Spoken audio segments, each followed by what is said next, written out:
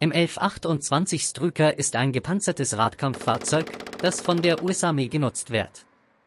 Es ist nach General Boonstra benannt, der im amerikanischen Militär gedient hat. Das Fahrzeug kann auch als Mannschaftstransporter verwendet werden und hat eine Kapazität von 9 Soldaten. Außerdem ist eine Such- und Rettungsausrüstung im Fahrzeug vorhanden. M1128 verfügt über ein modulares Design, das für verschiedene Rollen von gepanzerten Kampffahrzeugen angepasst werden kann. Auf diese Weise kann das Fahrzeug für Aufklärungs-, Feuerunterstützungs-, Antipanzerkampf-, Luftverteidigungs- und andere Aufgaben eingesetzt werden. M1128 wurde häufig in Konfliktgebieten wie Afghanistan und Irak eingesetzt und hat eine effektive Leistung gezeigt. Das Fahrzeug wird aufgrund seiner höheren Geschwindigkeit und Beweglichkeit im Vergleich zu anderen gepanzerten Kampffahrzeugen bevorzugt. Der Körper der 105 mm LPT-Angriffswaffe besteht aus einer vollständig geschweißten Stahlpanzerung mit zusätzlichen passiven Panzerplatten, um einen höheren Schutz zu bieten. Die passive Rüstungspakete sind optional und bieten in der Regel Schutz gegen 12,7 mm Rüstungsdurchschlag (AP) auf bestimmten Entfernungen. Das LAV-3 8x8 Chassis wurde für seine neue Rolle in mehreren Bereichen modifiziert, darunter ein neues Ober- und Unterdeck, eine neue hintere Wand und Karosserie, eine neue Rennringunterstützung für den Turm, eine manuelle Ladeklappe auf der Rückseite des Dachs, ein Kran und eine Kranabdeckung sowie überarbeitete Kühler- und Auspuffgitter. Um die Besatzung vor ballistischer Überbeanspruchung zu schützen, ist das Fahrzeug auch mit einer Verbundstoffauskleidung ausgestattet, die auf ausgewählten Bereichen des Innenraums aufgebracht wird. Diese Auskleidung minimiert das Auslaufen im Falle einer Durchdringung des Körpers. Der Fahrer sitzt auf der linken Seite an der Vorderseite des Fahrzeugs und kann durch eine einheitliche Laderarmklappe oder eine Besatzungskammer auf seinen Platz gelangen. Auf der Vorderseite der Laderarmklappe befinden sich 3 M17 Tagesperiskope, die durch einen Bildverstärker für die Nachtfahrt ersetzt werden können. Die Klappe bietet dem Fahrer sowohl bei geöffneter als auch bei geschlossener Klappe eine Sicht auf Augenhöhe. Für Nachtfahrten kann ein Wärmebildassistent vor dem Fahrersitz eingebaut werden. Das Antriebspaket befindet sich auf der rechten Seite des Fahrers und wird durch ein automatisches Brandmelde- und Löschsystem gesichert.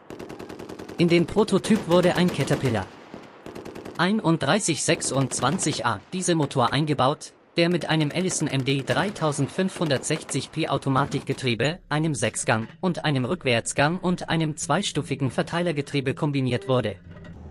Die Lenkung wird von den vorderen beiden Achsen unterstützt und wenn das Fahrzeug im ganzen Land gefahren wird, werden alle 8 Räder beteiligt.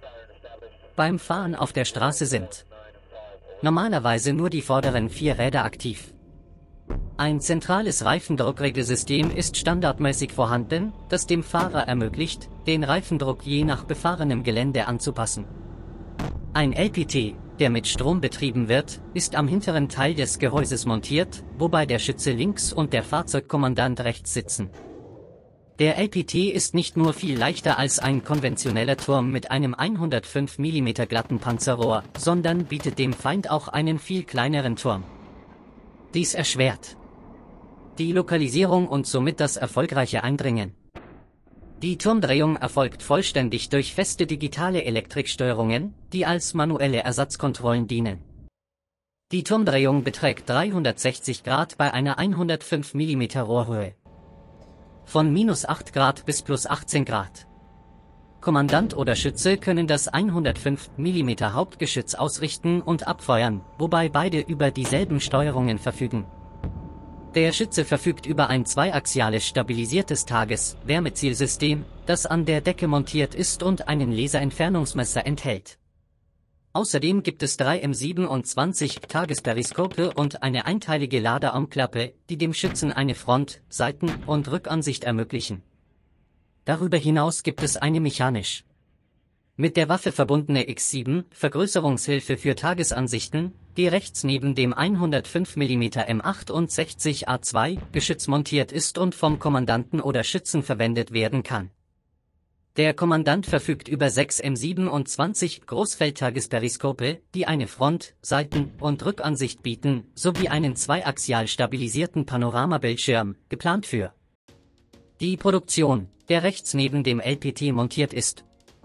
Dies verfügt über einen Niedriglichtfernseher und eine variable Tagesoptik. Dieses System basiert auf dem EFV, Expeditionary Fishing Vehicle, der US Marines. Es verfügt auch über einen Bildschirm, auf dem der Kommandant sowohl sein eigenes Zielsystem als auch das des Schützen sehen kann. Die 105 mm M68A2 Kanone basiert auf dem M68A1 Lauf, verfügt jedoch über einen integrierten Kompensator an der Mündung, ein Laufreferenzsystem, eine Standardlochmündung und eine Wärmeableitung. Es ist wichtig zu beachten, dass seine primäre Rolle darin besteht, Infanterie zu unterstützen, nicht gepanzerte Fahrzeuge zu bekämpfen. Die 105 mm M68A2 Kanone wird von einem hydraulisch betriebenen Lader in einem Turmkorb gespeist, der 8 einsatzbereite 105 mm Munition enthält. Leere Hülsen werden hinter dem Low-Profile-Turm abgeworfen. Ein Ladezyklus dauert 6 Sekunden und der Lader kann neben dem Einlegen der Munition auch unter Kraft- oder manueller Kontrolle laden. Eine typische Munitionsladung umfasst 24 bis 32 105 mm Munition. Es gibt auch eine Option für ein automatisches 105 mm Munitionsladesystem im Revolvertyp, das einen breiten Magazinlader speist. Das 7,62 mm Maschinengewehr ist Achsparallel links von der 105 mm M68A2 Kanone montiert und kann in eine Schlittenhalterung an der Kommandantenstation montiert werden. Hinten befindet sich eine Reihe von 4 elektrisch betriebenen M666 mm Nebelwerfern, die an beiden Seiten des LPT montiert sind.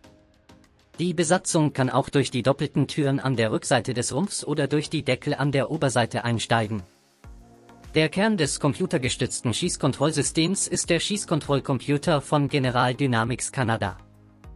Die Zielidentifikation erfolgt in der Regel durch den Kommandanten oder Schützen, der entweder durch die Tagesperiskope um das Munitionslager schaut und eine Panoramakamera verwendet oder das Bild sieht, das der Kommandant durch seine Tages- oder Wärmebildkamera sieht.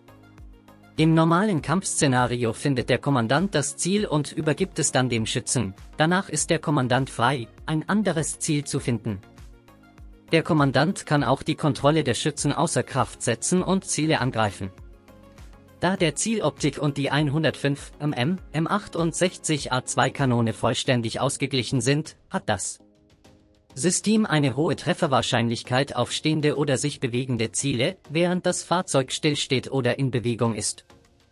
Die typische Ausrüstung in einem Basisfahrzeug umfasst einen Panzerabwehrlenkflugkörperschneider für Rumpf und Turm, eine Klimakontrollanlage bestehend aus einer Heizung und Klimatisierung, interne und externe Kommunikationssysteme, eine Brandmelder- und Löschvorrichtung im Mannschaftsraum, eine Hilfssteckdose und ein gekoppeltes globales Positionierungssystem.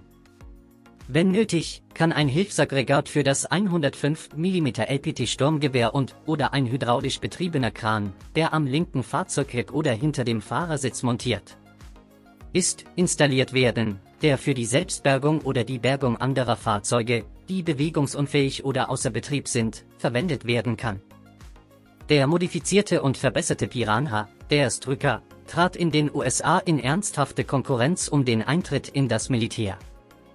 Der Strucker wurde als universelle Plattform für alle Fahrzeuge angenommen, einschließlich des M1128 MGS-AFV mit schweren Waffen auf einem ferngesteuerten Turm. Der Strucker wird oft wegen seiner hohen Kosten und des übermäßigen Gewichts kritisiert.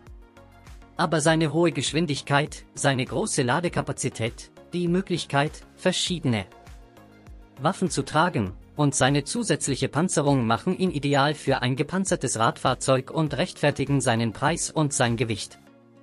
Wenn Sie über solche Inhalte informiert werden möchten, vergessen Sie nicht, meinen Kanal zu abonnieren und die Benachrichtigungsglocke einzuschalten.